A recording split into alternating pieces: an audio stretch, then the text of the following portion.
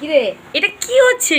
চিংড়ি মাছের রসগোল্লা বানাচ্ছি। ওয়াও, চিংড়ি মাছের রসগোল্লা। বন্ধুরা, রসগোল্লা হচ্ছে ছানা দিয়ে রসগোল্লা তৈরি হয়, কিন্তু দেখুন বন্ধুরা, মা চিংড়ি মাছের হচ্ছে রসগোল্লা তৈরি করছেন, আর সেই রসগোল্লা রান্না হবে আজকে। আর এই জন্য ভিডিওটা হচ্ছে শেষ পর্যন্ত আপনাদের দেখতে হবে, দেখতে থাকুন, তাহলে কোথাও যাবেন না। রান্নাঘরে চলে এসেছি। কি রান্না হচ্ছে? ওই যে কুচো চিংড়ি এনেছি না, লক্ষ্মী চিংড়ি আমি এনেছি। এরপর আমি লবণ এবং হলুদ ভালো করে মাখিয়ে নেব, দিয়ে কড়া বসিয়ে দিয়েছি, কড়া গ্যাস ধরিয়ে দিয়েছি। এদিকে রসগোল্লা টক বানাবো। ও, রসগোল্লার টক হবে বন্ধুরা, আবারও সেই রসগোল্লার টক, কুচো চিংড়ির রসগোল্লা। এটা না বারবার খেলেও না মনে হয় আবার করবো, একদম দারুণ। নিজের হাতে রসগোল্লা বানিয়ে টক খাওয়া, সেটা তো খুব মানে। তবে এটা হচ্ছে ছানা রসগোল্লা নয়, এটা হচ্ছে লক্ষ্মী চিংড়ির হচ্ছে রসগোল্লা, কুচো চিংড়ির রসগোল্লা, একদম কুচো চিংড়ি। দেখুন এই যে ছোট ছোট চিংড়ি, এটা হচ্ছে সমুদ্রের চিংড়ি। আর এই সমুদ্রের চিংড়ি রসগোল্লাটাই মানে ভালো হয় আর কি, খুব ভালো লাগে, খুব ভালো লাগে একদম। এতে কি কি দিয়েছো তাহলে? এতে আমি লবণ এবং হলুদ এই দুটাই দিয়েছি। তবে লবণটা কিন্তু পরিমাণ মতো দেবেন, বেশি দিয়ে দিলে আবার বেশি লবণ হয়ে যাবে। মিষ্টি জিনিস না, অল্প করে দিলে ভালো লাগে।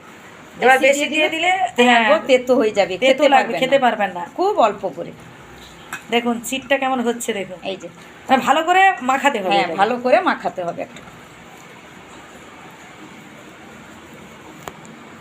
করে এইভাবে মাখিয়ে নিচ্ছি, এইভাবে মাখিয়ে নেবেন, মাখিয়ে নিচ্ছি। এরপর আমি কড়াই তেলটা দিয়ে দিব, তেলটা গরম হতে হতে আমি এই রসগোল্লাগুলো বানাবো। কড়াই তেল দিয়ে দিলাম, তেল দিয়ে দিয়েছি।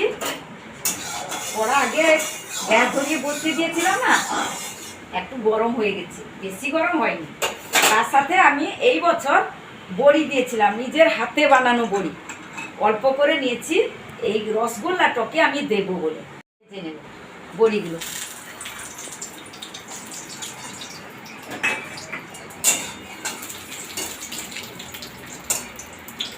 এই নিজের হাতে বানানো বড়ি না, নিজের চাল কুমড়া ঘরের কাছে হয়েছিল, এবং বিড়িটা আমি কিনে এনেছি এবং তার সঙ্গে মশলাপাতি দিয়ে ভালো করে বানিয়েছি।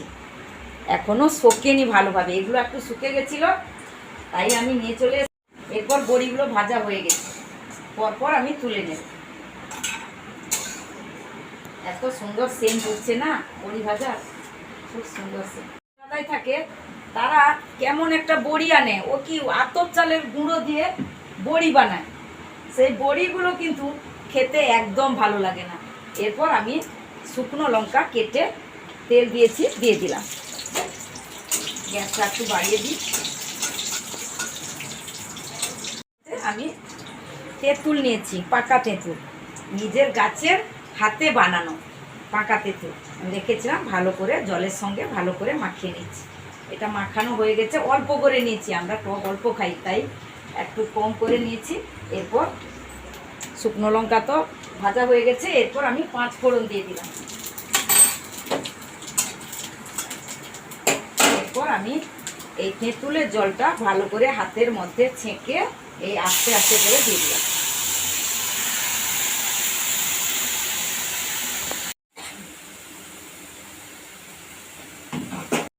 জলটা দিয়ে দিলাম, হলুদ গুঁড়া দিয়ে দিলাম, পরিমাণ মতো লবণ দিলাম, আর একটুখানি লবণ দিই। এটা ফুটতে থাকুক, তারপর আমি রসগোল্লা বানাবো। চিংড়ি মাছের রসগোল্লা বানাচ্ছি, দেখুন এইভাবে বানাবেন।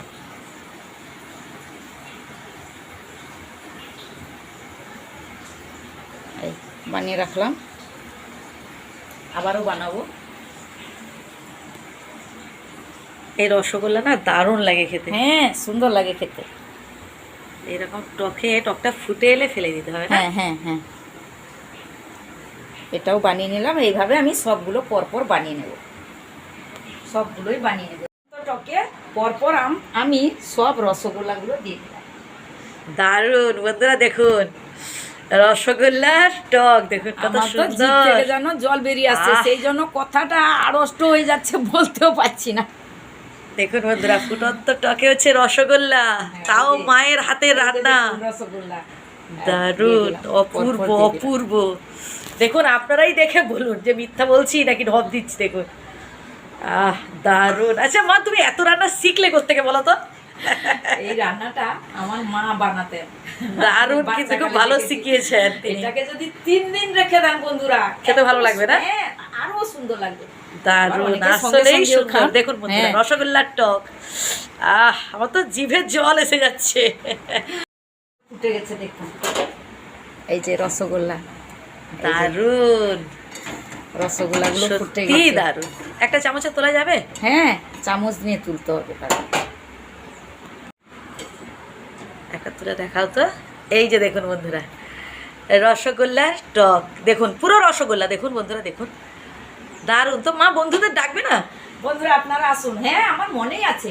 বন্ধুরা আপনারা আসুন, আরো অনেক আমি রসগোল্লা বানিয়ে আপনাদের বিভিন্ন রকমের রসগোল্লা, একদম। আপনারা আসুন। দেখেছেন বন্ধুরা, রসগোল্লার টক কত সুন্দর। এরপর আমি ভেজে রাখা বড়িগুলো পরপর দিয়ে দিলাম।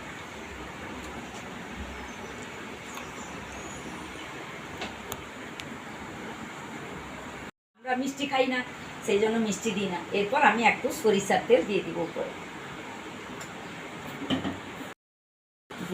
এরপর আমি খাবারের জন্য নামিয়ে নেব। গ্যাসটা বন্ধ করে দিই। এই যে দেখুন, দেখেছেন কত সুন্দর লাগছে।